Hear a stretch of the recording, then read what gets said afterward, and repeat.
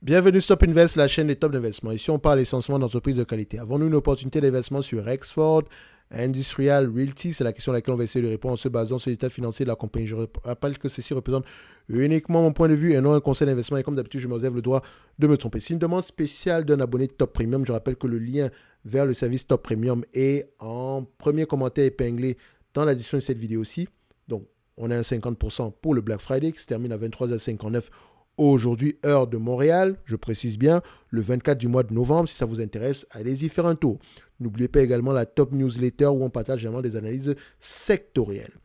Vu que c'est une demande spéciale, quel type d'entreprise on a ici? C'est une rate.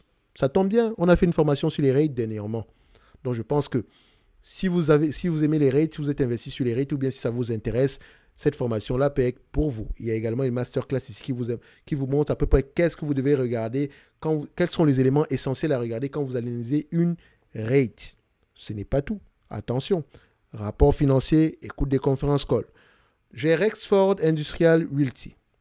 Ici, on me la présente comme Industrial Rate. Je sais, de par mes lectures, que le secteur industriel chez les rates, c'est le meilleur secteur d'activité en date d'aujourd'hui.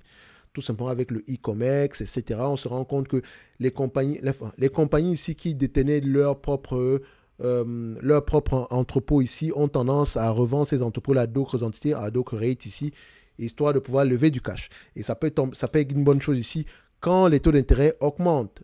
D'accord? Donc, surtout si le prix des actions de ces compagnies reste stable. Donc, en termes d'évaluation ici, je veux dire nous pouvons aller très vite. Nous avons une entreprise qui peut s'échanger à 20 fois les AFFO. Et encore, il faudrait regarder quel est le type de contrat qu'elle signe. Si vous avez fait la formation, vous savez pourquoi est-ce que je le demande. Parce que dépendamment du type de contrat, on saura si on prend les AFFO ou les FFO. Pour le moment, je ne sais pas quel type de contrat on signe. Je vais me limiter au AFFO. Et je retourne l'équation. On me demande de payer à 47,56 $, disons 48 $. D'accord? Une entreprise qui pourrait me rapporter 2,37 $ d'ici 2025. C'est un business assez prévisible. 2,37 $ par rapport aux 48 $ ici. C'est un rendement de 4,9%. Disons même 5%. N'oubliez pas, est-ce que c'est un business qui a de la dette? Très important à aller regarder. Vu que c'est une compagnie nord-américaine, il y a de grandes chances qu'on ait de la dette ici au troisième trimestre. Trimestriellement, ça donne 11,24 $. 11,24 $ ici divisé par le nombre d'actions actuelles, on peut repayer la dette ici en 5 ans. Avec les EBITDA ici, on peut repayer la dette en combien de temps? En moins de 4 ans. OK? Donc, est-ce que cette compagnie ici représente une opportunité d'investissement? Pour moi, je dirais non au prix actuel. Attention, non au prix actuel. Même si on prend en considération la croissance future, je dirais, il faut que j'arrange une chose. Nous avons une entreprise ici qui a un potentiel de croissance assez élevé. Mais n'oubliez pas qu'une rate, comment est-ce qu'elle se développe? En levant de la dette. Généralement, si c'est dette à taux fixe, taux variable, avec des taux d'intérêt très élevés, tant mieux. Ou bien en émettant de nouvelles actions. Si les actions sont à des niveaux assez élevés également ici, ça peut être une bonne chose.